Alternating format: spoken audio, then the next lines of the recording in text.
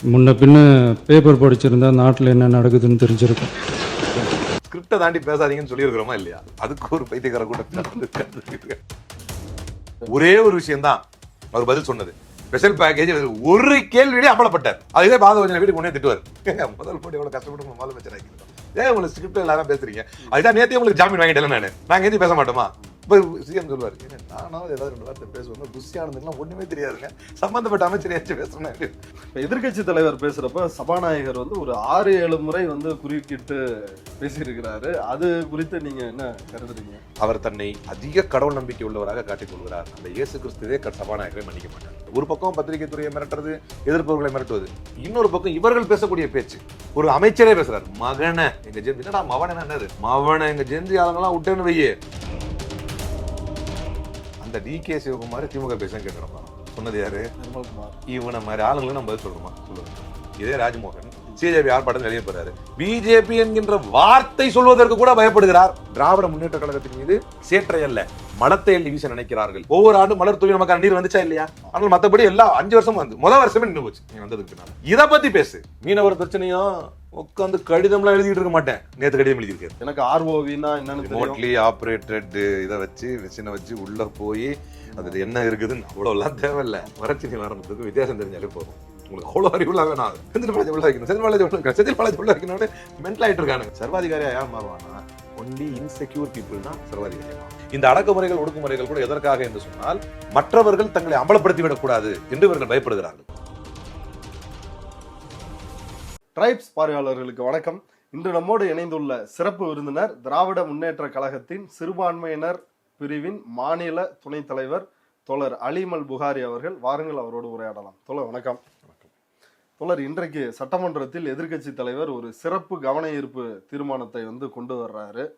அவர் டெய்லியும் பேப்பர் படிச்சிருந்தா ஃபேக்சுவலா எரரா இப்படி பேச வேண்டிய அவசியம் வந்திருக்காது அப்படின்னு முதலமைச்சர் அவருக்கு ஒரு கவுண்டர் கொடுத்திருக்கிறார், பதிலடி கொடுத்திருக்கிறாரு. அந்த குறுவை சாகுபடிக்கு அந்த நிவாரணம் ஏற்கனவே கொடுத்தாச்சு, வழங்கியாச்சு. அரசியலே நாங்கள் தான் அப்படின்னு சொல்லிக்கிறவங்களுக்கு இது எப்படி தெரியாமல் போச்சுன்னு எனக்கு தெரியல. முன்ன பின்ன பேப்பர் படிச்சிருந்தா நாட்டில் என்ன நடக்குதுன்னு தெரிஞ்சிருக்கும். ஸ்பெஷல் பேக்கேஜ்னா நீங்கள் கொடுத்தது 134 கோடி கொடுத்துருக்கீங்க. அது அனைத்து அரசுலையும் கொடுக்கறக்கூடிய ஸ்பெஷல் பேக்கேஜ் தான். இப்போ வறட்சி நிவாரண நிதி அவங்க கேட்குறாங்க. இது ரெண்டுத்துக்கும் வித்தியாசம் தெரிஞ்சுக்க வேண்டும். இது வெறும் டெய்லி காலைல பேப்பர் படித்தா மட்டும் பத்தாது. அங்கே அனைத்து கட்சி கூட்டத்தை கூட்டி அனைத்து விவசாயிகளோடையும் போய் கலந்து பேசி அவங்களுடைய கோரிக்கைகள் என்னன்னு நீங்கள் தயவுசெய்து கேட்டுக்கொள்ள வேண்டும். அது பற்றி உங்களுடைய கருத்து என்ன? பேப்பர் கூட படிக்காதவரா எதிர்க்கட்சி தலைவர்? ஒரு நாள் பேப்பர் படிக்காமல் வர்றது தப்பு கிடையாது, 2 நாள் பேப்பர் படிக்காமல் வர்றது தப்பு கிடையாது. அரசியலே என்னன்னு தெரியாமல் முதலமைச்சர் ஆகிறது தான் பெரிய தப்பு. ஸ்பெஷல் பேக்கேஜுக்கும் வறட்சி நிவாரண நிதிக்கும் வித்தியாசம் இருக்குது. உண்மையிலேயே செங்கோட்டையன் ஒரு மனுஷன் அந்த கட்சியில் அப்போ அங்கே இருந்து பதில் சொல்லலைன்னா, அந்த டேமேஜ் கண்ட்ரோலில் அந்த ஆள் தலையிட்டு பண்ணலைன்னா நாரி இருக்கும் தாவேகாவுடைய நிலப்பாடு. ஏன்னா ஸ்பெஷல் பேக்கேஜுங்கிறது என்னதுன்னா ஒரு preventive or supportive measure. Okay, எதுக்கு அப்படின்னா ஃபார்மர்ஸ் கல்டிவேஷனை கண்டினியூ பண்ணுறதுக்கு, விவசாயத்தை தொடர்வதற்கு தரப்படக்கூடிய ஒரு சிறப்பு தொகுப்பு ஸ்பெஷல் பேக்கேஜ். இது வருஷம் கொடுப்பாங்க. வறட்சி நிவாரணம்னா என்னென்னா அவங்க செய்ய போய் வறட்சினால் பாதிக்கப்பட்டு நஷ்டம் அடைஞ்சிருவாங்க விவசாயிகள். அப்போ நஷ்டம் அடைஞ்சிட்டாங்கன்னா அந்த நஷ்டத்தை கணக்கிட்டு அவர்களுக்கு அந்த நஷ்டத்துக்கான ஒரு நிவாரணம் நிதி கொடுப்பாங்க. எதிர்க்கட்சி தலைவர் இருந்துருச்சு, நிவாரண நிதி கொடுங்க அப்படின்னு கேட்குறாரு. ஸ்கிரிப்டில் இல்லாத ஒன்று பேசக்கூடாதுன்னு சொல்லியிருக்கிறோமா இல்லையா? ஆதரவு கண்டிப்பாக போய் கேட்பாப்புல, இவ்வளோ முதலீடு போட்டு உங்களை முதலமைச்சர் ஆக்கியிருக்கிறோம், ஸ்கிரிப்டை தாண்டி பேசாதீங்கன்னு சொல்லியிருக்கிறோமா இல்லையா? உங்களை சுற்றி தான் அரசியல் இயங்குதுன்னு நினைக்கக்கூடாது அப்படின்னு நினைக்கிறதுனால தான் நடக்குது. அதுக்கு ஒரு பைத்தியக்கார கூட பேச எந்திரிச்ச உடனே தட்டுறாங்கல்லங்க. உங்க எதிர்க்கட்சி தலைவருக்கு நீங்க எப்படி உற்சாகப்படுத்துறீங்களா? அவங்க பண்றாங்கல்ல. யாருக்கு சப்போர்ட் தேவை அப்படின்னா பொய்க்கால் குதிரைக்கு சப்போர்ட் தேவை. எங்களுக்கு ஓனுகளே கால் இருக்கு, சொந்தமாக எங்களுக்கு கால் இருக்கு, நாங்கள் ஓடுற குதிரை, புரியுதா? எங்களுக்கு எவன் சப்போர்ட்டை தேவை கிடையாது. அப்போ உங்களை நம்பி தான் அரசியலே சுத்துதுன்னு நினைக்கிறது தான் இது. டெய்லி பேப்பர் படித்தேன், இதெல்லாம் ஸ்கிரிப்டில் இல்லை. எனக்கு நான் நல்லா புரிஞ்சுக்கிட்டேன். நீ ஸ்கிரிப்டில் எல்லாம் பேசினா நான் நீங்கள் அசிங்கப்படுவேன். என்னன்னா வருஷம் கொடுத்துட்டு இருக்கிறோம் அப்படின்னா செங்கோட்டையன் எழுந்து பேசினது தான் சரி. இப்போ இது முட்டு கொடுக்கறதுக்கு ஒன்று என்ன பண்ணிட்டாங்க, நான் அதை காலையிலே ட்வீட் போட்டேன், சட்டமன்றம் பார்த்துக்கிட்டு இருக்கும்போதே ட்வீட் போட்டேன். உடனே எனக்கு கோட் ரிட்வீட் பண்ணி ஒருத்தன் போட்டிருக்கான், அதுதான் செப்டம்பர் மாதம் கொடுப்போம்னு சொல்லிட்டோம்ல அப்படின்னு. அப்போ வருஷம் கொடுத்துக்கிட்டு இருக்கோம்னு சொன்னது என்னது? செப்டம்பர் மாதம் கொடுப்போம் அப்படிங்கிறது என்னது? வருஷம் கொடுத்துக்கிட்டு இருக்கோம்னு சொன்னது என்னது? செப்டம்பர் மாதம் எப்போ கொடுப்பாங்க அப்படின்னா அதை ஈவேலுவேட் பண்ணி உண்மையிலேயே வந்து பாதிப்பு வந்திருக்குதா, வருஷம் தர மாட்டாங்க. அதாவது வருஷம் அந்த வறட்சியா வந்துகிட்டு இருக்குது. அப்ப ஒண்ணு தப்பு ஒண்ணு சரி. ஒண்ணு செங்கோட்டை சொன்னது தப்பு, இல்ல விஜய் சொன்னது சரி. ஒண்ணு விஜய் சொன்னது சரி, இல்ல செங்கோட்டை சொன்னது தப்பு. ரெண்டுல எது கரெக்ட்? ஏன்னா வருஷம் கொடுக்கறது நிவாரண நிதி கிடையாது. வருஷம் எப்படி நிவாரண நிதி கொடுப்பாங்க? வருஷம் வறட்சி வந்துகிட்டே இருக்குமா நிவாரண நிதி கொடுக்கறதுக்கு? இந்த செங்கோட்டையன் கரெக்டா சொன்னார், இந்த வருஷம் தரதா இருந்தா செப்டம்பர்ல தான் கொடுப்போம், அது பதில். ஆனா பேப்பர் படிச்சாதான் தெரியும், இந்த நக்கல் பேச்சுக்கு கூட அரசு. இதுதான் நம்ம ஆரம்பத்துல இருந்தே சொன்னோம். இதுல தான் இன்னொரு பாயிண்டே சொருகணும். நான் அசிங்கப்பட்டாலும் பரவாயில்லை, என்ன பரவாயில்ல, நான் வந்து கர்நாடகாவுக்கு போலான்னு நினைச்சேன் அப்படிங்கிறாருல்ல. அங்க பிரச்சனையே இவர் அசிங்கப்படுறதுக்காக நம்ம வேணான்னு சொல்ல, இந்த ஸ்டேட் அசிங்கப்பட்டுரும். எடுக்க வித்தியாசம் இருக்கு. இவர் இருக்கிற எல்லாத்தையும் புரிஞ்சு ஃபேக்ட்ஸ் எல்லாம் தெரிஞ்சு மேகதாது இஷ்யூ என்ன, அந்த எந்தெந்த நதிநீர்கள்லாம் இதில் இணைஞ்சிருக்குது, நமக்காக நிர்ணயிக்கப்பட்ட தண்ணீர் என்ன, அந்த சிடபிள்யூசி என்ன, காவிரி வாட்டர் அந்த இந்த ஃபாரம் என்ன, அது ஒழுங்காற்று குழுமம் என்ன, இதெல்லாம் புரிஞ்சு ஒரு முதலமைச்சர் போனாருன்னா நாளைக்கு ஒரு கால் அங்கே போய் உட்காந்தா கூட, ஜெயலலிதாலாம் வந்து திடுதிப்புன்னு போய் உட்காந்து பேசின வரலாறுலாம் உண்டு. அப்போ இதெல்லாம் ஒரு காலம் அவர் புரிஞ்சு பேசினாருன்னா போனால் பிரச்சனை இல்லைன்னு நினைப்போம். இவருக்கு கொடுமை என்னன்னா ஒன்றுமே தெரியாது. வேற தெரியாத ஒரு போய் உட்காந்துக்கிட்டு ஐயோ காவிரி பத்தி என்னன்னே தெரியாத ஒருத்தர் இங்க முதலமைச்சரா வந்திருக்காருடோ அப்படின்னு சொல்லி அவன் நம்மளை அசிங்கப்படுத்தி இவரை கூடாது. அதிகாரிகள் எல்லாரும் போகத்தானே போறாங்க, இவர் தானே பேச, அவர் மட்டுமா போக போறாரு? இதுல என்னன்னா அவர் வந்து ரொம்ப தெளிவான ஒரு பாயிண்ட முதலமைச்சர் வந்து சொல்றாரு. எங்க பகை நாடுகளுக்கு இடையிலான பிரச்சனையே உட்கார்ந்து பேசி தீர்க்கிறப்ப அண்டை மாநிலத்தோட உட்கார்ந்து பேசுறதுல என்ன தவறு அப்படின்றாரு. அதாவதுங்க கூட அமைச்சர்கள்லாம் உங்க கேள்வியிலேருந்து வரேன், கூட அமைச்சர்கள்லாம் இருக்கிறாங்கல்ல, இந்த துறைக்கு சம்பந்தப்பட்ட அமைச்சர் யாரு? புசியானந்த். என்னைக்காவது ஒரு நாள் காவேரியை பத்தி பிரஸ் மீட்ல பேசி கேட்டிருக்கீங்களா? இல்லையா? அப்ப இவரை கூட்டு போய் பேசி என்ன பண்ணுவாங்க? தெரிச்சு ஓடினாரு. ஒன்னார்ல அது மலா எங்க இருக்க அப்படின்னு, என்ன அடிக்க வரேன்னு சொன்னீங்க வரவே இல்லை அப்படின்னு சொல்ற மாதிரி அவர் வாட்டுக்கு ஓடுறாரு. அப்போ நீங்க என்னதான் அதிகாரிகள் வச்சு பேசினாலும் இறுதி ஒரு முதலமைச்சர் பேசுறாங்க, இங்க வந்து ஏதோ வந்து முன்ஜாமீன் போட்டு நீங்க முதலமைச்சருக்கே முன்ஜாமீன் போட்டு எஸ்கேப் ஆகலாம், உதயநிதிக்கு தகுதி இல்லை அது இல்லைன்னு டிகே சிவகுமார் இப்படி உட்காந்துட்டாரு, விஜய் இப்படி உட்காந்துட்டாரு. அதிகாரிகள் பேசுவார்களா, முதலமைச்சர் பேசுவாங்களா? முதலமைச்சர் பேசிதான். அப்ப அவர் 2 பாயிண்ட் எடுத்து வைக்கும் போது ஸ்பெஷல் பேக்கேஜுக்கும் நிவாரண நிதிக்கும் வித்தியாசம் தெரியாத ஒருத்தரை உட்கார வச்சுக்கிட்டு நீங்க பேசுனீங்கன்னா என்ன பேசுவார்? இதைத்தான் வேணும், ஒண்ணுமே தெரியாது, நீ போய் அசிங்கப்பட்டு வராதே அப்படிங்கிறோம். அதிகாரிகள் வந்தாலுமே when it comes about face to face, dialogue to dialogue, CM to CM அப்படின்னு வந்துச்சுன்னா இது எடுபட்டு வராது, இது நம்ம அசிங்கப்பட்டு போயிடுவோம் அப்படிங்கிறதுக்காக தான் இதை சொல்கிறோம். சம்பந்தப்பட்ட துறை அமைச்சர்களுக்கும் இது தெரியாது. நாடுக்கு நாடு வந்து பிரச்சனைகள் வந்துருக்குது, அதெல்லாம் நம்ம தீர்த்துருக்கிறோமா இல்லையா, இதை நாங்கள் தீர்க்கிறோம் அப்படின்னு சொல்கிறப்ப சட்டமன்றத்திலேயே அவருடைய நிலைப்பாடு தெளிவாக இருக்குது. இத்தனைக்கும் இவர் விட்ட அந்த வார்த்தையை பயன்படுத்தி எதிர்கட்சி தலைவர் அரசியல் பேசியிருக்கலாம், அவமானப்படுத்தியிருக்கலாம். ஆனால் போனால் போதுன்னு விட்டார். அதை பேசாதீங்க. அதனால தான் அனைத்து கட்சி கூட்ட சொல்கிறோம். நீங்கள் சிஎம்மும் அதே தானே பார்த்து அப்படிதானே அவரோட அப்ரோச்சே இருந்துச்சு. 1969 ஒருத்தர் நீர்வளத்துறை அமைச்சராக இருந்தார். அப்போ கர்நாடகாவில் பல்வேறு அணை கட்டினாங்க, அதெல்லாம் பற்றி பேசி நான் சீப் பாலிடிக்ஸ் பண்ண விரும்பலை அப்படின்றதையும் விஜய் சொல்கிறாருல்ல. இன்டைரக்டாக வந்து முன்னாள் முதல்வர் கலைஞர் கருணாநிதி அவர்களை ஒரு குத்தி காட்டுறாரு. காவிரி நதிநீரில் வந்து ட்ரிபியூனலை அமைப்பதற்கான தீர்மானத்தை சட்டமன்றத்தில் முதலாக நிறைவேற்றியவர் யார்? அந்த ட்ரிபியூனலை கொண்டு வந்தவர் 1971 பிறகு அதை கொண்டு வந்தவர் யார்? முத்தமிழறிஞர் கலைஞர். உச்சநீதிமன்றத்தில் இதற்கென்று ஒரு இன்டரிம் ரிலீஃபை வாங்கியவர் யார்? கலைஞர். அதை கெசட்டில் ஏற்றியது மட்டும்தான் ஜெயலலிதா, அதுக்கே அவர் பேர் காவேரி தாய். சரியா? அதற்கு பிறகு 2023 24 அனைத்து கட்சி கூட்டத்தை கூட்டி மேகதாது அணைக்காக போராடியது யார்? நம்முடைய மக்கள் முதல்வர். இதெல்லாமே வரலாறு. ஒவ்வொரு காலகட்டத்தில், இந்திரா காந்தி காலகட்டத்தில் நீங்க சொன்னது நடந்துச்சு அப்படின்னு சொன்னா, விபி சிங் காலகட்டத்தில் அதுக்கான ட்ரிபியூனல் அமைச்சு கூட்டு வந்தது கலைஞர் தானே. அப்ப இது சீப் பாலிடிக்ஸ் அப்படின்னு சொன்னா இதனுடைய வரலாறு தெரியாமல் விஜய் பேசுகிறார் அப்படின்னு தான் எடுத்துக்க முடியும். இல்ல அதெல்லாம் பத்தி பேசுகின்ற தவறு ஏற்கனவே வருங்க. போன வாட்டி இதே மாதிரிதான் நாங்க இருக்க சொல்ல தெரியும் பார்ட்டி ஃபண்டு அப்படின்னாரு. எந்த பார்ட்டின்னு சொல்லணும், எங்களுக்கு அது சீப் பாலிடிக்ஸ் வேணாம், நீ சொல்ல தைரியம் தான் சொல்லு, அது என்ன நடந்துச்சுன்னு சொல்லு. அந்த காலகட்டத்தில் எதற்காக இந்திரா காந்தி அதை பேசினார், எதற்காக அதை கலைஞர் ஏற்றாருன்னு சொல்லு. இன்னி வரைக்கும் உச்சநீதிமன்றம் இப்போ வந்து இன்னொரு பாயிண்ட் இருக்கும், இதுக்கும் சேர்த்து ஒரு பதிலாக சொல்லிடுறேன். ஆதவர்ஜனா எழுந்திருத்து சம்பந்தமே இல்லாமல் எதிர்கட்சி தலைவர் சொல்லணும்னு சொல்லி அசிங்கப்பட்டார். ஏன்னா அதுன்னு நான் பேசணும்னா முதலமைச்சர் பேச சொல்லணும்னு உட்காண்டார் எங்க தலைவர்.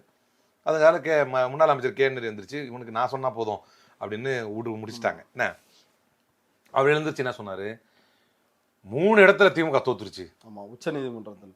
இது உண்மையா? இது வழக்கு போட்டது யாரு? வழக்கு போட்டது யாரு?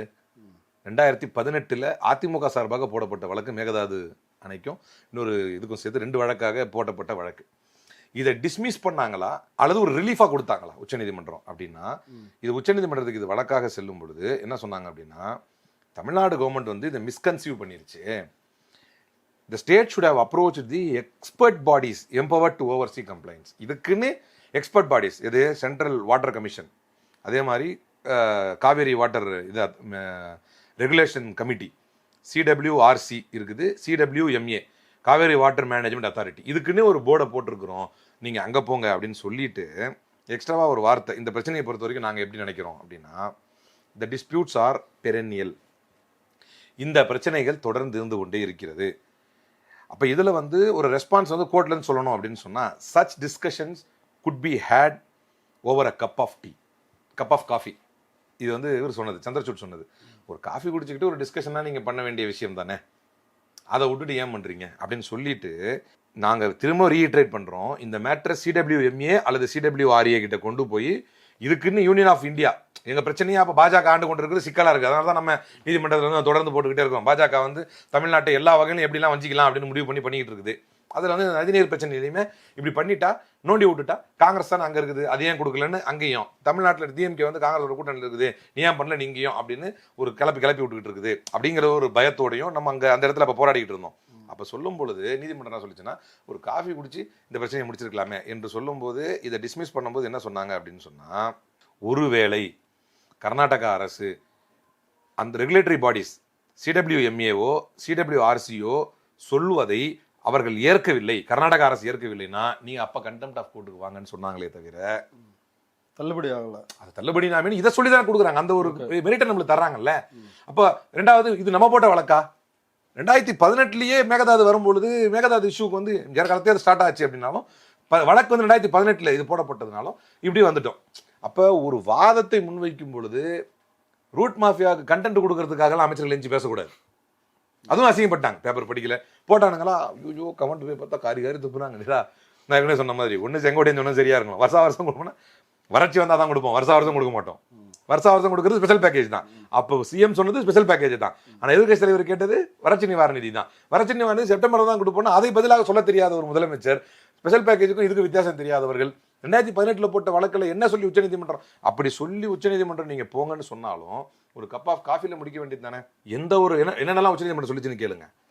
கர்நாடகாவில் அணை கட்டுவதற்கு ஒவ்வொரு மாநில அரசுக்கும் தன்னுடைய மாநிலத்துக்கு உட்பட்ட நிர்வாகத்தை செய்வதற்கு, அணைகளை கட்டுவதற்கு, ரோட போடுறதுக்கு எல்லா அதிகாரமும் அந்த மாநிலத்துக்கு இருக்கும்போது நீதிமன்றம் தலையிட்டு எப்படி அதை வேணான்னு சொல்ல முடியும்? எப்போ நீதிமன்றம் தலையிட முடியும்னா, உங்களுக்கு வரக்கூடிய தண்ணீரில் குறைபாடு ஏற்பட்டால் சொல்ல முடியும். ஒவ்வொரு ஆண்டும் மலர் தூவி மக்கள் முதலமைச்சராக இருக்கும்போது ஒவ்வொரு ஆண்டும் மலர் தூவி நமக்கான நீர் வந்துச்சா இல்லையா? வந்துச்சு, ஜூன் 12. அப்போ ஒரே ஒரு மாசம் மட்டும்தான், ஒரே ஒரு வருஷத்துல மட்டும்தான் தள்ளி வந்தது, if I am not wrong.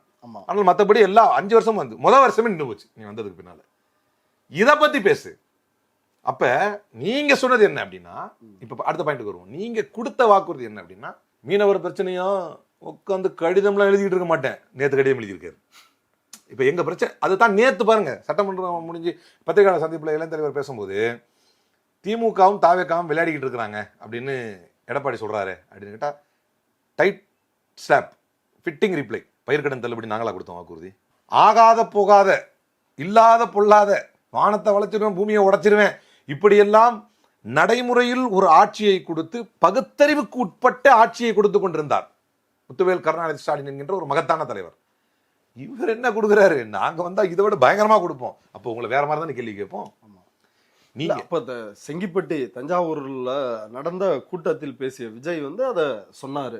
என்ன சொன்னாருன்னா, சும்மா காவிரி பிரச்சனை இதெல்லாம் தெரியுமான்றாங்க, சும்மா நசன்னு பேசிட்டு இருக்க கூடாது, எனக்கு ROVனா என்னன்னு ரிமோட்லி ஆப்ரேட்டட் இதை வச்சு மிஷினை வச்சு உள்ள போய் அதுல என்ன இருக்குதுன்னு அவ்வளோலாம் தேவையில்லை. ஆமா, கடிதம் எழுதுற குறித்தும் அதுலதான் பேசுறாரு. அவ்வளோலாம் வேணாம். ஸ்பெஷல் பேக்கேஜுக்கும் வறட்சி நிவாரணத்துக்கும் வித்தியாசம் தெரிஞ்சாலே போதும், உங்களுக்கு அவ்வளோ அறிவுலாம் வேணாம்.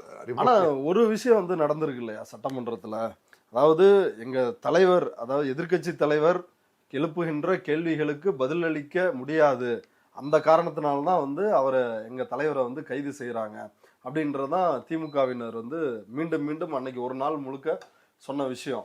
ஆனா அதை உடைச்சிட்டாருல்ல விஜய். பதிலே சொல்லி இன்னைக்கு வந்து பதில் சொல்லிட்டாருல்ல. எங்க சொன்னாரு? இல்ல, கடந்த முறை வீட்டுக்கு போய் ட்வீட் பண்ணாரு அப்படின்னு நீங்க, இந்த முறை சட்டமன்றத்தில் பதில் எங்க சொன்னாரு சார்? அவர் வாசிட்டு உட்காந்துட்டாரு. அதுக்கப்புறம் எதிர்க்கட்சி தலைவர் பேசினாரு. பதிலுக்கு அவர் ஏஞ்சி பேசினாரா? அதானுங்க பதிலு. நீங்கள் அண்ணா பல்கலைக்கழகத்தில் இப்படி ஒரு பாலியல் சூழ்நிலை நடந்து விட்டது, எடப்பாடி பழனிசாமி முதலமைச்சர் எழுந்திருச்சு, நீ உங்களுக்குலாம் பேச தகுதி இருக்குதா? 20 நாள் பேசி தான் நீங்கள் வந்து இதே போட்டிங்க, நாங்கள் மறுநாள் 24 மணி நேரத்தில் எஃப்ஐஆர் போட்டிருக்கோம், தெரிஞ்சுட்டு பேசுங்க, உட்காருங்க. இதுக்கு யாருமே போகலை நீங்கள் பார்த்தீங்களா? எடுத்து ஆதாரம் காட்டவா? இதுதாங்க கான்வர்சேஷன், இதுக்கு தாங்க தெம்பு வேணும், இதுக்கு தாங்க அறிவு வேணும். ஒரே ஒரு விஷயம்தான் அவர் பதில் சொன்னது, ஸ்பெஷல் பேக்கேஜ். ஒரு கேள்வியிலே அம்பலப்பட்டார். அதுவே பாதவஜன வீட்டுக்கு முன்னே திட்டுவார். ஏங்க முதல் போட்டு எவ்வளோ கஷ்டப்பட்டு உங்களுக்கு முதலமைச்சர் ஆக்கியிருக்கோம், ஏன் உங்களுக்கு ஸ்கிரிப்ட் இல்லாமல் பேசுறீங்க? அதுதான் நேற்றே உங்களுக்கு ஜாமீன் வாங்கிட்டேன் நாங்கள் எதுவும் பேச மாட்டோமா? இப்போ சிஎம் சொல்லுவார், ஏங்க நானாவது ஏதாவது 2 வார்த்தை பேசுவாங்க, புஷி ஆனதுக்கெல்லாம் ஒன்றுமே தெரியாதுங்க, சம்மந்தப்பட்ட அமைச்சர் ஏதாச்சும் பேசுறேன் எப்படி நான் பேசுகிறேன். இன்னைக்கு சட்டமன்றத்தில் வந்து இப்போ முதலமைச்சர் பேசிட்டு உட்காந்துட்டாரு எதிர்கட்சி தலைவர் எழுப்பின கேள்விக்கு. அதற்கு பிறகு ஆதவ அர்ஜுனா, சட்டத்துறை அமைச்சர் நிர்மல்குமார், அப்புறம் இவர் ராஜ்மோகன் பள்ளிக்கல்வித்துறை அமைச்சர், இவங்க 4 பேரும் மாறி மாறி கடைசியா புஷி ஆனந்த், இப்படி இவங்க எல்லாரும் வந்து பேசுறாங்களே. இப்போ சம்பந்தப்பட்ட முதல்வரோ இல்ல நீர்வளத்துறை அமைச்சரோ அவங்க வந்து தொடர்ந்து ரிப்ளை தரலையே. இதுக்கு தான் சொல்றேன், இவங்க ரிப்ளை தரணும் அப்படின்னு சொன்னா அங்க எதிர்கட்சியில் இருக்கக்கூடாது. இப்போ நீங்களே வந்துட்டீங்க அந்த கேள்விக்கு. இவங்க ரிப்ளை தரணும்னா அங்கே எதிர்கட்சியில் இருக்கக்கூடாது. மற்றவர்கள் வேற என்ன தகுதி என்ன தராதனம் என்றால், அந்த ஒரு நபரை பார்த்து இந்த மொத்த கும்பலம் வந்து செதறது பார்த்தீங்களா, அதனால தான் உள்ள வைக்கணும். இது ரொம்ப குவைட் சிம்பிளுங்க. ஒவ்வொரு காலகட்டத்திலையும் பார்த்தீங்கன்னா ஒருத்தரை வந்து இவங்க பழி வாங்கிட்டே இருக்கிறது. சவுக்கு சங்கர் வெளியே வரணும், முக்தார் உள்ள போகணும், இப்படி ஒரு கான்செப்ட் வச்சாங்க. யார்கிட்ட உடன்பாடு இருக்கு, நம்ம உடன்பாடு இல்லைங்கிறது வேற விஷயம். இவன் வந்தால் இவன் உள்ளே போகணும். நான் வந்து சட்டமன்றத்துக்கு வரதா இருந்துச்சுன்னு சொன்னால் அங்கே வந்து உதயநிதி ஸ்டாலின் இருக்கக்கூடாது, நான் பேசணும்னா. இந்த மாதிரி கரூர் போகிறதா இருந்தால் கரூர் வந்தால் செந்தில் பாலாஜி, அதான் சொல்ல வந்தேன், கரெக்டாக பிடிச்சிட்டிங்க வேவ்லன்ட்டு. கரூர் பேச வந்தால் செந்தில் பாலாஜி. ஆனால் இவங்க அசிங்கப்பட்டதெல்லாம் பாருங்க. செந்தில் பாலாஜி வழக்கு எடுங்க. இந்த சேதுராஜுங்கிறவர் 10வது அக்யூஸ்டு, அவர் இந்த சிபிஐ மூவ் பண்ணுற மேட்டரில் வந்து வாதங்களை வைக்கிறாரு. 17 of prevention of corruption act வந்து ஒனரஸாக இருக்குது, ரொம்ப மோசமாக இருக்குது. எந்த அளவுக்கு இருக்குதுன்னு சொன்னால், ஒரு மேஜிஸ்ட்ரேட்டை முன்கூட்டியே அனுமதி வாங்குவதோ வாரண்டோ இல்லாமல் ஒருத்தரை கைது செய்ய முடியும். 35 BNSல வந்து நீங்கள் சம்மனே கொடுக்காம ஒருத்தரை கைது செய்ய முடியும். அப்படி தான் என்னை கைது பண்ணாங்க. 17 ஆஃப் ப்ரிவென்ஷன் ஆக்டில் என்னை கைது பண்ணாங்க. கைது பண்ணுறப்ப இந்த ஹோட்டலில் வச்சு என்னை கைது பண்ணிவிட்டு இன்னொரு ஹோட்டலில் வச்சு கைது பண்ணதாக எனக்கு சம்மன் கொடுத்தாங்க. என்னை துன்புறுத்தினார்கள். என்னை துன்புறுத்தியதோடு மட்டும் இல்லாமல், நான் பெற்ற மகனை இந்த வழக்கில் சேர்த்து விடுவேன், அப்படி இல்லை நான் சொல்கிறத நீ கேட்கணும் அப்படின்னு சொன்னால், அதாவது நாங்கள் சொல்கிறத நீ கேட்டால் உனக்கு சிக்கல் இல்லை, இல்லைன்னா உன் பிள்ளையை சேர்த்துருவோம் இந்த வழக்கில். என்ன கேட்கணும்? செந்தில் பாலாஜியையும் அவருடைய சகோதரரையும் இந்த வழக்கில் நீ குற்றவாளியாக சேர்க்கணும், ஸ்டேட்மெண்ட் கொடுக்கணும். என்னவென்றே படித்து எனக்கு தெளிவுபடுத்தாத ஸ்டேட்மெண்ட்டை வந்து எங்களை காட்டி கையெழுத்து வாங்கினாங்க. அது விசாரணைக்கு தடை விதிச்சிருச்சா? இதெல்லாம் கேட்டு தான் தடை வச்சாங்க. அது நீதிமன்றம் சாட்டிஸ்ஃபை ஆனால் தான் தடை விதிக்கிறாங்க. பெயில் ஆயிடுச்சு, ரிலாக்ஸேஷனும் முடிஞ்சு போச்சு, இடிக்கு ஓடுறான். இடி கொடுத்த கவுண்டர், அதுதான் அரவிந்த் ஆக்ஷன் சார் கண்டினியூஸாக எழுதிட்டு இருக்காரு. ஏன் இது வித்தியாசமா இருக்குதியா? இடி கொடுத்த கவுண்டர்ல அதை எடுத்து எஃப்ஐஆர். எப்படி இருக்குன்னா, வேங்கை படத்துல ஒரு டிஎஸ்பி ஒருத்தர் பிரகாஷ்ராஜ் ஃப்ரெண்டு வருவார், நீ எப்படியாவது அந்த பெரியவர் ஒருத்தி உள்ள வச்சிரு, நான் அரெஸ்ட் பண்ணுவேன், உன்னே அரெஸ்ட் பண்ணுவேன், உன்னே அரெஸ்ட் பண்ணுவேன் சார் சார் சார் வந்திருந்து அரெஸ்ட் பண்ணு. அந்த மாதிரி செந்தில் பாலாஜி உள்ள வைக்கணும், செந்தில் பாலாஜி உள்ள வைக்கணும்னு மென்டல் ஆகிட்டு இருக்கானுங்க. ஏன்னா கரூருக்கு நான் போகிறதா இருந்தாங்க செந்தில் பாலாஜி. இதெல்லாம் யாரு தெரியுமா? வரலாறுல படிச்சு பாருங்க. எந்த சர்வாதிகாரியாக இருந்தாலும், எந்த திறமைசாலியும், எந்த சிறந்த நிர்வாகியும் சர்வாதிகாரியாக மாற மாட்டான். He will listen to him, he will pay heed to the public. சர்வாதிகாரியாக யார் மாறுவான்னா, ஒன்லி இன்செக்யூர் பீப்புள் தான் சர்வாதிகாரியாக மாறுவான். Vijay is such an insecure person. He is not ready to answer even to the leader of opposition in the assembly. He is not ready to enter the Karur when Senthil Balaji is there. எதுக்குமே அவர் தயார் இல்லை. அதே மாதிரி எதிர்ப்பு குரல்களை சந்திப்பதற்கும் எதிர்ப்பு குரல்களை எதிர்கொள்வதற்கும். நக்கீரன் கோபால் ஒரு டால் ஜேர்னலிஸ்ட். அந்த காலத்தில் இந்த சங்கரராமன் கொலை வழக்கு சம்மந்தப்பட்ட விஷயத்துக்கு உள்ளேயே போய் எடுத்துகிட்டு வந்த வரைக்கும் அவருக்கு வந்து ஒரு வரலாறுலாம் இருக்குது. எவ்வளோ வரலாறு இருக்குது, வீரப்பன் மேட்டரில் வரைக்கும் எவ்வளோ வரலாறுகள் இருக்குது. அவர் ஒரு விஷயம் பேசினா, he should have the temperament. ஆனால் அவர் மேலே வழக்கு போட்டு அவரை இன்டிமேட் பண்ணி அவர் லெஃப்ட் ஹேண்ட் டீல் பண்ணிட்டு போயிடுவார், உதவி தள்ளிட்டு போயிடுவார்னு வைங்களேன். ஆனால் அந்த ஒரு டெம்பரமெண்ட், ஒரு குறைந்தபட்ச ஒரு நிதானம் கூட ஒரு அந்த இவர்களுக்கு வந்து இல்லை. அப்படின்னா யாரும் தன்னை விமர்சிக்க கூடாது. இந்த PR சுந்தர் அரெஸ்ட் பண்ணி அவர் ஒய்ஃப் மேலே இருந்தால் கேஸ் போட்டிங்க, ஒரு ஸ்டாக்கே வச்சிருக்கீங்க போல அசிங்கப்படுறதுக்கு. அவர் ஒய்ஃப் மேலே ஒரு கேஸை போட்டு கடைசியில இப்ப அந்த அவர் பெரியார் சுந்தர் ஒரு திராவிட திமுக ஆதரவாளர், திமுக ஆதரவாளர், அவ்வளவுதான். அதான் காரணமா? அவ்வளவுதான், வேற என்ன காரணம்? அப்புறம் எதுக்கு பாலியல் பாலியல் வன்கொடுமைக்கு பொண்டாட்டி யாராவது வந்து கூட நிப்பாங்களா? அது என்னையா அது நியாயம்? ஒய்ஃப் எப்படி சேர்த்தீங்க? இதுக்காகவே மெயினா அவர் ரிமாண்ட் ரிஜெக்ட் பண்ணி விட்டாரு ஜட்ஜ். ஆமா, அவரை பொறுத்த வரைக்கும் ப்ரொசீஜர் ஃபாலோ பண்ணல. இந்த ஒய்ஃப் எப்படி நீங்க சேர்த்தீங்கன்னு கேட்டிருக்காரு. இது எல்லாம் என்ன ஒரு அசிங்கம் விஜயோடைய ஆட்சியில். அப்போ இஸ் அன் இன்செக்யூர் பர்சன். நாங்க வந்து மற்ற முதலமைச்சர்கள் யார் இதுக்கு முன்னால வரலாறுல யார் கர்நாடகா போறதா இருந்தாலும் வேணாம்னு தான் சொல்லுவாங்க எல்லாருமே. ஆனா அதுக்கான காரணம் வேற. இவர் போகும்போது வேணாம்னு சொல்றதுக்கு காரணம், இவருக்கு அரசியல் அரிச்சுவடியே ஒண்ணுமே தெரியாது, இவர் போனார்னா நம்மளுக்கு வந்து அவமானம் தான் மிஞ்சும் என்பதுதான் ஒரே காரணம். அதைத்தான் நாம் புரிந்து கொள்ள வேண்டும். இந்த அடக்குமுறைகள் ஒடுக்குமுறைகள் கூட எதற்காக என்று சொன்னால், மற்றவர்கள் தங்களை அம்பலப்படுத்தி விடக்கூடாது என்று இவர்கள் பயப்படுகிறார்கள். அதே மாதிரி இன்னொரு கோணத்தில் நீங்க எடுத்துக்கிட்டீங்க, ஒரு பக்கம் பத்திரிகை துறையை மிரட்டுறது, எதிர்ப்பவர்களை மிரட்டுவது, இன்னொரு பக்கம் இவர்கள் பேசக்கூடிய பேச்சு.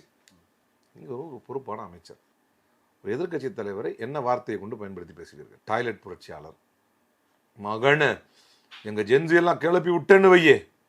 என்னடா இது? வேய், பிஜேபிக்காரன் அங்க ஒரு பக்கம் வடநாட்டில் பேசுவானே, அந்த மாதிரி தான். இதுக்கு முன்னால யாராவது அப்படி தமிழ்நாட்டு அமைச்சர்கள் பேசி நீங்க தெரியாம கூட பார்த்துருக்கீங்களா? யாராவது பேச்சாளர்கள் பேசியிருப்பார்கள். அப்படி பேசிய பேச்சாளர்கள் மீது கூட தொடர் வழக்குகள் போட்டு உள்ளே தள்ளிய சொந்த கட்சிக்காரர்களை சிறையில் எடுத்து காட்டிய கட்சி ஜெயில போட்டாங்க. நம்ம இவருக்கு சைதை சாதிக்கு ஏதோ ஒரு வாய் தவறி ஒரு வார்த்தை விட்டாருன்னு அவருக்கு கேஸ் போட்டு அவர் பெயில் தானே எடுத்தார், கடைசியில் ஏவி எடுத்தார். கண்டிஷன்லாம் ரொம்ப கொடூரமாக நீதிமன்றம் அவர் சாடிச்சு. இத்தனைக்கும் நல்ல பேச்சாளர், அறிவா திராவிட வரலாற்றோடு பேசுவார். ஒரு ஸ்லிப் ஆஃப் டங்குக்கெல்லாம் அவ்வளோ தூரம் இது பண்ணி வச்சாங்க. நீங்கள் என்ன பண்ணுறீங்க? ஒரு அமைச்சரே பேசுகிறார், மகனை எங்கள் ஜென்சி. என்னடா மவனை என்னது? மவனை எங்கள் ஜென்சி ஆளுங்கெல்லாம் விட்டேன்னு வையே. 2 மணி நேரம் அவர் டாய்லெட்டில் உட்காந்துருக்காரு. இவரு டாய்லெட் என்னையா 2 மணி நேரம் உண்மையா? முதல்ல எத்தனை மணிக்கு போலீஸ் சொல்ல வந்துச்சு? அதுவே போய். அப்போது ஒரு வரைமுறையற்ற இதெல்லாம் பார்க்கும்போது எனக்கு ஒரு விஷயத்தை சந்தோஷங்க. பப்ளிக் இவனுங்களை சுத்தமாக ஏற்றுக்கல, அது மட்டும் நல்லா தெரியுது. இவர்கள் வாக்களித்தவர்கள். ஏன்னா நானே கடந்த காலங்களிலே இந்த ஆட்சி அமைந்த ஆரம்பத்திலே சொன்னேன், என்னுடைய அலுவலகத்திலே 4 பேர் ஓட்டு போட்டாங்க டிவிக்கு. இங்கே உள்ள அட்வொகேட்ஸ். நம்ம ரொம்ப இது பண்ண முடியாது இல்லை, ஆனால் எதிர்பார்க்கல, போட்டோன்னு தான் சொன்னாங்க, நாங்கள் போட்டோம். அப்போ கூட நான் நினச்சேன், சரி இது 4 ஓட்டில் என்ன ஆகுது. அப்புறமா தான் புரிஞ்சுக்கிட்டேன், நம்மக்கிட்ட ஒரு 25 பேர் இருக்கிறாங்கன்னா அதில் ஒரு 4 பேர் இவனுக்கு போட்டிருக்காங்கன்னா அப்போ இதுக்குன்னே ஒரு ஓட் பேங்க் இருக்குது. இப்போ இந்த 4 பேரும் தலைப்பாடாக அடிச்சுக்கிறாங்க. அதை பார்க்கும்போது ஒரு சந்தோஷம். தெரியாம ஆமாம், இப்படி ஒரு கோமாளி கூட்டத்தை செலக்ட் பண்ணி வச்சுட்டோமே. இன்னைக்கு சட்டமன்றத்தில் இன்னொரு விஷயத்த நிர்மல்குமார் ஆகட்டும், ஆதவர்ஜுனா ஆகட்டும், ராஜ்மோகன் திரும்ப திரும்ப வந்து எழுப்பின விஷயம், நாளைக்கு அனைத்து கட்சி நாடாளுமன்ற உறுப்பினர்களை வந்து கூட்டி இருக்கிறோம். அதாவது காவிரிக்கு அனைத்து கட்சி கூட்டத்தை கூட்டுங்க அப்படின்னு எதிர்கட்சி தலைவர் வந்து அதில் என்ன நடவடிக்கைன்னு மீண்டும் மீண்டும் அந்த புள்ளியில் நிற்கிறாரு.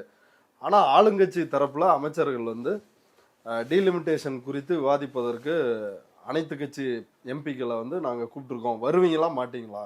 சரி, ஆதவர்ஜுனா இன்னும் ஒரு படி மேலே போய் சொல்கிறாரு, நீங்கள் வரமாட்டீங்க, ஏன்னா நீங்கள் வந்து பிஜேபி கொண்டு வர்ற அந்த மசோதாவை ஆதரிக்க தயாராகி விட்டீர்கள் அப்படின்னு குற்றஞ்சாட்டியே பேசியிருக்காரு. திமுக அப்படி ஒரு முடிவு எடுத்துருச்சா? அதாவது தாவேகாவுக்கு எவ்வளவு அறிவு அதிகம் என்று சொன்னால், பிற கட்சிகளின் தலைவர் என்ன முடிவை எடுப்பார்கள் என்பதெல்லாம் அவங்களுக்கு தெரியும். எப்படி தெரியும்னா, உதாரணத்துக்கு நிர்மல்குமாருக்கு டிகே சிவகுமார் என்ன முடிவு எடுப்பாருன்னெலாம் தெரியும். சொன்னார்ல ஒரு பேட்டியில், டிகே சிவகுமார் எவ்வளோ பேர் லீடர் தெரியுமா காங்கிரஸில்? பிடிக்குது பிடிக்கல அது வேறு விஷயம். ஹிமாச்சல் பிரதேசில் ஆட்சி கவிழ போகுது. உங்களுக்கு பதில் தான் சொல்லிட்டு இருக்கிறேன், நீங்கள் என்னடா சம்மந்தமெல்லாம் சொல்ல நினச்சிடக்கூடாது, இங்கே தொட்டு வருவானா கரெக்டாக. ஹிமாச்சல் பிரதேசத்தில் ஆட்சி கவிழ போகுது, காங்கிரஸ் ஆட்சி. இங்கேருந்து போகிறார், ஒரு மிசைல் மேன் மாதிரி இங்கேருந்து நேராக போகிறார், பிடிச்சி எல்லா எம்எல்ஏவும் வலிச்சு போட்டு ரெசார்ட்டில் அடைச்சி ஆட்சியை காப்பாற்றி விட்டு வர்றாரு. ஏதோ கர்நாடகாவில் மட்டும் ஒரு லீடர் கிடையாது, India's wealthiest MLA on record அவர். சரியா? சோனியா காந்தியோடைய பியூர் லாயலிஸ்ட். அந்த டிகே சிவகுமார் திமுக பேசி தான் கேட்டு நடப்பாராம். சொன்னது யாரு? நிர்மல்குமார். இவனை மாதிரி ஆளுங்களுக்கு நம்ம பதில் சொல்லணுமா? சொல்லுங்க. இது ஸ்டேட்மெண்ட், இந்த ஸ்டேட்மெண்ட் என்ன ஸ்டேட்மெண்ட் இது? சொல்லுங்க. இல்லைன்னா என்ன? இல்ல ஒரு அமைச்சர் நீங்க அவன்றீங்களா? சரி சரி ஓகே, இவரை மாதிரி ஆளுங்களுக்கு. சரி, அது நான் ஒரு ஃப்ளோல சொல்றேன். இவங்கள மாதிரி ஆளுங்களுக்குன்னு சொல்ல வந்தேன். இவங்கள மாதிரி ஆளுங்களுக்கு வந்து நம்ம பதில் சொல்லணுமா? இதுதான் இவங்களுடைய பவுஸ். அப்போ திமுக வருமா வராதாங்கிறத முடிவு பண்றதுக்கு ஆதவர்ஜுனா யாரு? டீலிமிட்டேஷன் என்ன? நீங்க பிஜேபியோட உடன்பட்டுட்டீங்க, அதை தான் சொல்றாரு. அதுக்கு தான் நாளைக்கு உங்களை செக் பண்றாங்க, நீங்க வருவீங்களா மாட்டீங்களான்னு. வரலன்னா நீங்க பிஜேபியோட இணங்கி போயிட்டீங்க அப்படின்னு பிரச்சாரம் பண்ணுவாங்க சட்டமன்றத்தில். ஏன்னா நீங்க எடுக்கிற ஒரு முடிவுக்கு நாங்க வரல அப்படின்னு சொன்னா, நீங்க நாங்க பிஜேபியோட போயிருவோம் அப்படின்னா, சட்டமன்றத்தில் வன்னி அரசு எந்திரிச்சு தடுத்து நிறுத்தப்பட்டிருக்கக்கூடிய நிதியை ஒன்றிய அரசு இப்படி தடுத்து நிறுத்திடுச்சு அப்படின்னு சொல்லும்போது அமைச்சர் உறுப்பினர் பேசாதீங்க அப்படின்னு எதுக்கு, யாருக்காக பயந்தது? சபாநாயகர் சொன்னார். எதுக்கு சொன்னார் அதை? ஏன்னா கண்ணு முன்னாடி நீங்க பண்ணிட்டு இருக்கிற கூத்தெல்லாம் வச்சுக்கிட்டு பிஜேபி எதிர்ப்பு என்பதையே தமிழ் மக்களுக்கு மத்தியில் ஒரு பிரச்சாரமாக புகுத்திய கட்சி திராவிட முன்னேற்ற கழகம். பாஜகவினுடைய பாசிச சித்தாந்தங்களுக்கு பல வகை உண்டு, அதில் ஒவ்வொன்றும் ஒரு வகையாக உண்டு என்பதை மக்களுக்கு கொண்டு போய் சேர்த்த கட்சி திராவிட முன்னேற்ற கழகம். தமிழ்நாட்டிலேயே பாரதிய ஜனதா கட்சிக்கு எதிராக நின்றதற்காகவே சித்தாந்த ரீதியாகவும் அரசியல் ரீதியாகவும் வழக்கு வாங்கிய கட்சி திராவிட முன்னேற்ற கழகம். அரசியல் ரீதியாக செந்தில் பாலாஜி சிறையில் அடைக்கப்பட்டார், பொன்முடி மீது வழக்கு தொடுக்கப்பட்டது, ஏவாவேலு மீது வழக்கு தொடுக்கப்பட்டது, எல்லாமே அரசியல் ரீதியாக.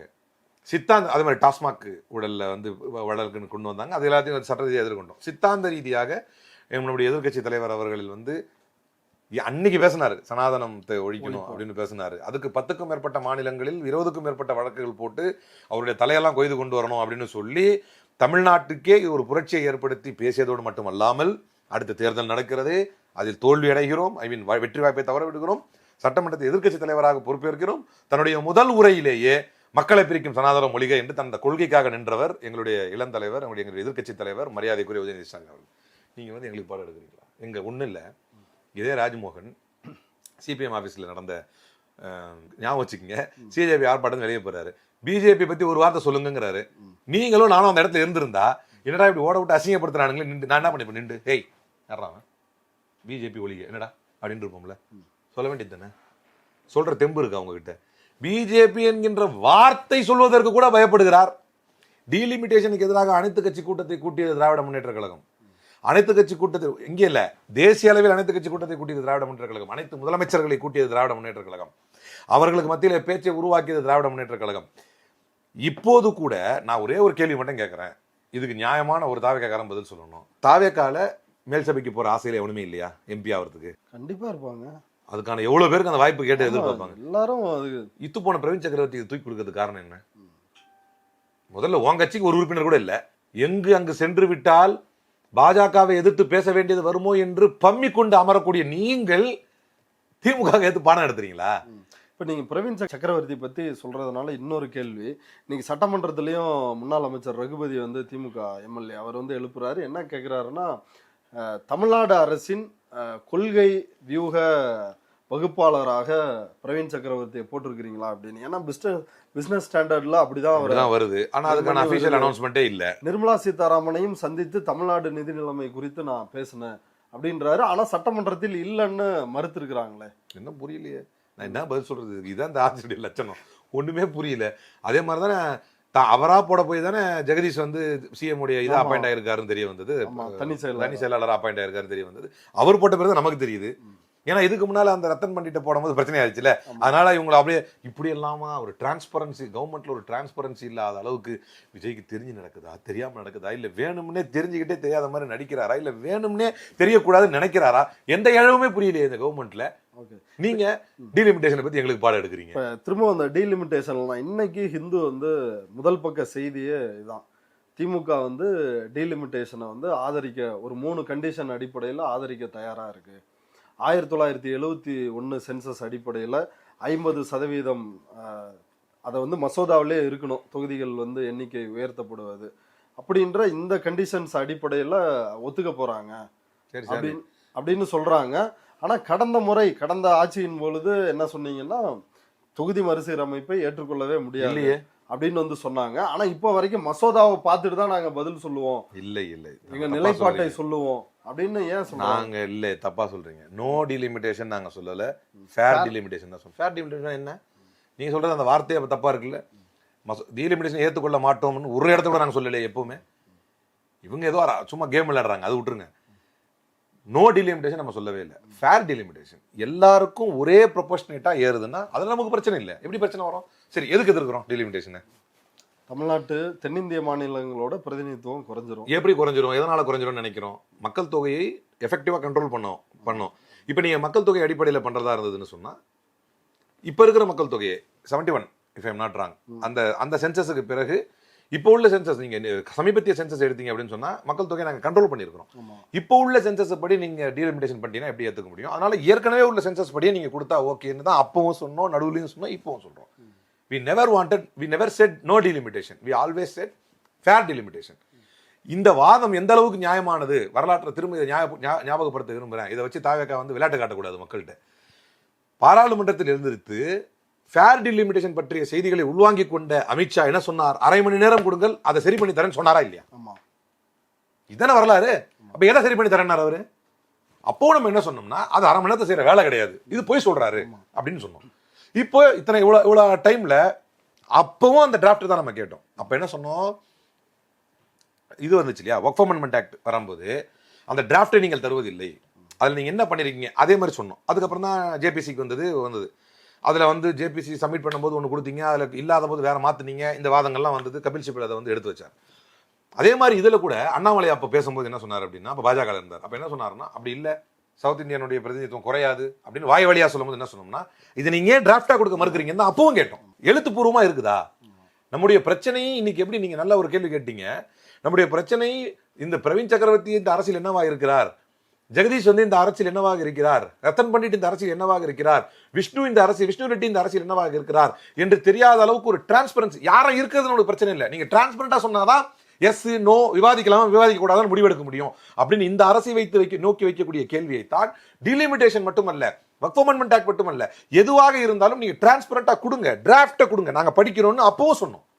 கடைசி நேரத்தில் முக்கிற நேரத்தை வந்து நின்றுகிட்டு அமித்ஷா வந்து 1/2 மணி நேரத்தை இதை மாத்திட்டு வரேன் அப்படின்னா நம்ம அதை ஏற்கல. அது முடியாது, இதுக்கு பேர் ஃபேர் கிடையாது, நீங்க முன்கூட்டியே கொடுங்கன்னு இப்பவும் சொல்கிறோம். அன்றைக்கும் சொன்னோம், இடையிலும் சொன்னோம், இன்றைக்கும் சொல்கிறோம். நோ டீலிமிட்டேஷன் நம்ம எப்பவுமே சொல்லலை. அனைத்து முதலமைச்சர்களை கூட்டிய கூட்டத்தில் கூட தலைவர் தெளிவாக சொன்னார், ஃபேர் டீலிமிட்டேஷன். சரியா இது மாற்றணுங்கிறது ஒரு சூழ்நிலையா இருக்குது.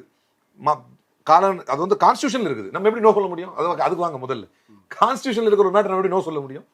ஃபேரா பண்ணுங்கன்னு சொல்றோம். கான்ஸ்டியூஷன் எதையுமே யாருக்கும் அநீதிக்க சொல்லாது, அதை ஃபேரா பண்ணுங்க. எங்களுடைய ப்ரொபோஷனேட் குறைஞ்சிடக்கூடாது. எங்களை விட்டுட்டு நாங்க ஜனத்தொகையை கரெக்டாக கண்ட்ரோல் பண்ணோம், யூபி அதை கண்ட்ரோல் பண்ண தவறிடுச்சு.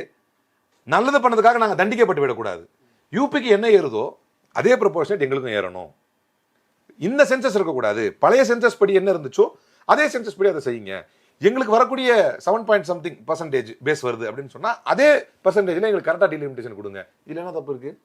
இப்போது பேசுபவர்கள் தான் திராவிட முன்னேற்ற கழகத்தின் மீது சேற்றை அல்ல மலத்தை அள்ளி வீச நினைக்கிறார்கள். அன்றைக்கும் அதே கொள்கை தான், இன்னைக்கும் அதே கொள்கை தான். இதை ஏற்றுக்கொண்டுதான் ஆக வேண்டும் கான்ஸ்டியூஷன் படி. ஆனால் நாங்கள் ஏற்றுக்கொள்ள வேண்டும் என்றால் அது தமிழ்நாட்டுக்கு நியாயமான பங்கீடாக இருக்க வேண்டும் என்று அன்றும் சொன்னோம், இன்றும் சொல்கிறோம். ஒரு எம்பி கூட இல்லாத தாவேக்கா இப்படி காமெடி செய்வதை எப்படி ஏற்றுக்கொள்வது? தாவேக்கா மட்டும் இல்லையே, ராகுல் காந்தி தமிழ்நாட்டுக்கு வர்றப்ப அவரும் அதே தானே வந்து சொல்றாரு, மறைமுகமா அவரும் திமுகவை தான் தாக்குறாரு. அதுக்கு தான் அசிங்கப்பட்டாரு. எங்க ஃபேமிலியை வந்து எட்ட பண்ணி எப்படா சொல்லுவேன்னு அவங்க அவர் பேச்செல்லாம் நம்ம எடுபடுறது இல்லைங்க. ராகுல் Gandhi is irrelevant with Tamil Nadu. இதுக்கு முன்னால தூக்கி தள்ள வச்சு ஆடிட்டு இருந்தவன் தான் நானும். Is irrelevant to Tamil Nadu. அதனால நோ கமெண்ட்ஸ் ஆன் ராகுல் காந்தி ஸ்டேட்மெண்ட். நான் என்ன கேட்குறேன்னா, ராகுல் காந்திக்கு இன்னைக்கு எம்பிக்களை உருவாக்கிய கட்சி திராவிட முன்னேற்ற கழகம். நம்மகிட்ட நின்று தான் நம்முடைய தலைமையில் அமைத்து அறிவாலயத்துக்கு வந்து நின்று சீட்டுகளை பெற்றுதான் வெற்றி பெற்றார்கள். நம்ம தலைமையில் இருந்த கூட்டணியில் தான் அவர்கள் வெற்றி பெற்று வந்தார்கள். அது வேற விஷயம். ஒரு எம்பி கூட இல்லாத தாவேக்கா டீலிமிட்டேஷனுக்கு அனைத்து கட்சி கூட்டத்தை கூட்ட நினைத்து தன்னுடைய மாநில உரிமைகளுக்கான தன்னுடைய மாநில உரிமையின் மீதான அக்கறையை காட்ட நினைக்கிறது. ஆட்சியை பிடித்த தாவேக்கா ஏன் காவேரி விஷயத்தில் அனைத்து கட்சி கூட்டத்தை கூட்டல? இதில் தெரியலையா மாநில உரிமைகள் மீது நிற்கிறது யாருன்னு? அதே மாதிரி DK சிவகுமார் என்ன செய்வார் என்று தெரிகின்ற நிர்மல்குமார் மாதிரி தான் திமுக என்ன முடிவெடுக்கும் என்பதெல்லாம் தெரிந்து ஆதவர்ஜனா பேசிக் கொண்டிருக்கிறார். இல்லை, இது வந்து ஒரு பெரிய டாக்டிக்ஸ், நம்ம சொல்றது அவங்க கேட்டு கொண்டு வரணும் என்று இவர் நினைக்கிறாரா? அப்ப திராவிட முன்னேற்ற கழகம் தான் பிக் பாஸ். இங்கே திராவிட முன்னேற்ற கழகம் தான் பயனியர் ஆஃப் ஃபெடரலிசம், கூட்டாட்சி தத்துவத்தினுடைய முன்னோடி திராவிட முன்னேற்ற கழகம், மாநில உரிமைகளின் முன்னோடி திராவிட முன்னேற்ற கழகம், மாநில உரிமைக்காக தியாகங்கள் செய்ததில் முன்னோடி திராவிட முன்னேற்ற கழகம், தமிழ் மக்கள் தமிழ் மொழிக்காக நின்றதில் முன்னோடி திராவிட முன்னேற்ற கழகம். இந்த மாநிலத்தை முன்னேறிய மாநிலமாக மாற்றி ஒவ்வொரு காலகட்டத்தையும் கிராஃப் எடுத்து பாருங்க. பொருளாதார ரீதியாக கலைஞர் ஆட்சி செய்யும்போது ஏறும், திரும்ப ஜெயலலிதா ஆட்சியில் இறங்கும், மீண்டும் கலைஞர் வருவார் ஏற்றுவார், திரும்ப ஜெயலலிதா ஆட்சியில் இறங்கும். எடப்பாடி ஆட்சி காலத்தில் கொரோனா மற்றும் மற்ற காரணங்கள் காட்டி இறங்கி அதில் பாதாளத்துக்கு சென்றதை வரலாற்று முதல் முறையாக டபுள் டிஜிட் வளர்ச்சிக்கு கொண்டு வந்தது திராவிட முன்னேற்ற கழகம். இப்படி எதை எடுத்தாலும் இந்த மண்ணுக்கும் மக்களுக்கும் இந்த மக்களுடைய மண்ணினுடைய வளர்ச்சிக்கும் முன்னணியில் நின்று பணியாற்றியது திராவிட முன்னேற்ற கழகம். நேற்று பெய்த மழையில் இன்றைக்கு முளைத்த காளான்கள் திராவிட முன்னேற்ற கழகம் இந்த முடிவைத்தான் எடுக்கும், அந்த முடிவைத்தான் எடுக்கும் என்று பிதற்றிக் கொண்டிருப்பது என்பது பயத்தின் உச்சம். என்ன முடிவெடுக்கணும்னு எங்கள் தலைவருக்கு தெரியும். வரலாற்றில் அதை கொளுத்தி ஆர்ப்பாட்டம் செய்தவரும் அவர்தான், பட்டாசை கொளுத்தி வெற்றியை கொண்டாடியவரும் அவர்தான். டீலிமிட்டேஷனுக்கு எதிராக மீனிங் ஃபேர் டீலிமிட்டேஷன் வேணும்னு. இப்போவும் நேற்றும் அதுதான், நேற்றைய முன்தினமும் அதுதான், இன்றைக்கும் அதுதான், நாளைக்கும் அதுதான். மாநில உரிமைகளை பாதிக்காத எதையும் திராவிட முன்னேற்ற கழகத்துக்கு சிக்கல் இல்லை. மாநில உரிமைகளை பாதிக்காத டீலிமிட்டேஷனை தாராளமாக ஏற்கலாம், நல்ல பிரச்சனை இல்லை. இப்போ எதிர்க்கட்சி தலைவர் பேசுறப்ப சபாநாயகர் வந்து ஒரு 6-7 முறை வந்து குறுக்கிட்டு பேசியிருக்கிறாரு. அது குறித்து நீங்க என்ன கருதுறீங்க? இல்லை, அவர் வந்து தன்னை நேர்மையாளர் போல காட்டிக்கொள்ள முயற்சிக்கும் ஒரு நேர்மையற்றவராக அவர் இருக்கிறார். நேற்று பார்த்தீங்கன்னா அவ்வளோ நேரம் இவர் பேசினார். அந்த வேளாண் பட்ஜெட்டை வந்து அறிவிக்கிறதுக்கு முன்னால் நம்ம துரைமுருகன் சார் சொல்கிற மாதிரி பேனாகி தாயாகி தாயாகி தந்தையாகி அந்த மாதிரி ஜகமெல்லாம் போட்டுக்கின்ற அம்மா கிளையெல்லாம் கேட்டுக்கின்ற அம்மா அப்படின்னு ஒரு பாட்டுக்கு பேசிக்கிட்டு அதுக்கப்புறம் எதிர்கட்சி யோ ஏதோ சப்ஜெக்ட் வர சொல்லி என்னையா இப்படி பேசிக்கிட்டு இருக்கானே. அதுக்கப்புறம் வந்து தலையிட்டு ஓகே ஓகே நானே சொல்கிறேன்னு வந்தார். இதே முதலமைச்சர் கடந்த இதில் தொடரில் எழுந்திருச்சு நான் ஒரு செய்கையை காட்டிக்கவா அப்படின்னு கேட்குறாரு. செஞ்சுங்க அப்படிங்கிறாரு. இது எவ்வளோ பெரிய அசிங்கம் தெரியுமா அவர் வகிக்கிற பதவிக்கு. ஏன்னா பின்னால் அவர்கிட்ட கேட்டாங்க, அவர் இப்படி கேட்டார், நீங்கள் எப்படி அலோவ் பண்ணுவீங்க? இல்லை, அவர் முன்கூட்டியே பர்மிஷன் வாங்கி தான் அது செஞ்சார். முன்கூட்டிக்கு மீனிங் என்ன? முன்கூட்டியே சபாநாயகரிடம் அனுமதி பெற வேண்டும் என்பது சபை கூடுவதற்கு முன்கூட்டியே. இப்போ ஒரு சபாநாயகர் நீங்க முதலமைச்சர் அப்படி பேசினா அதை லிட்டரல் மீனிங் எடுத்துக்க கூடாது. அப்போ நாங்க பேசினா மட்டும் லிட்டரல் மீனிங் எடுத்துக்குவீங்களா? லிட்டரல் மீனிங் எடுத்துக்க இப்படி சபாநாயகர் வந்து முட்டு கொடுக்கலாம். ஆனால் வந்து இப்படி, ஏன்னா இந்த சபாநாயகர் எவ்வளவு பொறுப்பில்லாமல் நடந்து கொள்கிறார் என்றால், காங்கிரஸ் காலத்தில் 2017 வந்து ஆட்சி இது தேர்தல் முடிஞ்சு 2018 கர்நாடகாவில் காங்கிரஸும் குமாரசாமியும் சேர்ந்து ஆட்சி அமைக்கிறாங்க. தனிப்பெருங்கட்சியா பிஜேபி வருது. இவங்க 2 பேர் சேர்ந்து ஆட்சி அமைக்கிறாங்க. அப்போ 17 எம்எல்ஏக்கள், 14 பேர் குமாரசாமி கட்சியில், இது காங்கிரஸ்காரங்க, 3 பேர் குமாரசாமி கட்சி எம்எல்ஏக்கள், 17 பேர் வந்து சபாநாயகரிடத்தில் ராஜினாமா கடிதத்தை கொடுக்கிறார்கள். கடவுளை அதிகம் நேசிப்பதாக சொல்கிறார், கடவுள் பக்தியோடு திரிகிறார், ரொம்ப இயேசு கிறிஸ்துவின் மீது பற்றுள்ளவர் என்கிறார். குறைந்தபட்சம் அந்த கடவுளுக்கு நேர்மையாகவாவது இந்த சபாநாயகர் இருந்திருக்க வேண்டும். ஏன்னா இதே காங்கிரஸ் ஆதரவு கட்சி, இது ஆட்சி, அங்கும் காங்கிரஸ் ஆதரவு கட்சியின் சபாநாயகர். அன்றைக்கு காங்கிரஸ் ஆதரவு சபாநாயகராக அங்கே உள்ள ஜேசிடி பிரபாகராக இருந்த அந்த சபாநாயகர் என்ன செஞ்சார்? அந்த 17 பேருடைய ரெசிக்னேஷனை வாங்க மாட்டேன் அப்படின்னு சொல்லி அவங்களை டிஸ்குவாலிஃபை பண்ணார். டிஸ்குவாலிஃபிகேஷனை எதிர்த்து உச்சநீதிமன்றம் போனார்கள் 17 பேர். அவர்களை டிஸ்குவாலிஃபிகேஷன் செய்தது செல்லும் என்று உச்சநீதிமன்றம் சொன்னது. அப்போ what is the decision that was upheld by the supreme court? இப்படி கட்சி மாறி ராஜினாமா பண்ணுறவனுங்களா? அப்போல்லாம் என்னத்தமா சொல்லிச்சு சுப்ரீம் கோர்ட்டு? ராஜினாமா என்பது, resignation cannot be used as a tool to evade anti-defection law. இந்த அர்த்தம் பட கட்சித்தாவல் சட்டத்தினுடைய பிடிகளிலிருந்து தப்பிப்பதற்கான ஒரு கருவியாக இதை பயன்படுத்தக்கூடாதுங்கிற முதக்கும் சுப்ரீம் கோர்ட்டில் தீர்ப்பு இருக்கும்போது, நேர்மையாக இருக்கக்கூடிய சபாநாயகர் என்ன பண்ணியிருக்கணும்? அதிமுக யார் வந்து ரிசைன் பண்ணாலும் என்ன பண்ணியிருக்கணும்? அவங்களை டிஸ்குவாலிஃபை பண்ணியிருக்கணும். இது சட்டத்தை தாண்டி காங்கிரஸ் அங்கே அதை தான் செஞ்சது, இங்கே அதை தான் எதிர்பார்த்துருப்போம் நியாயமாக பார்த்தா. அப்போது இதை விட்டுருங்க, இதெல்லாம் ஒன்றுமே இல்லை.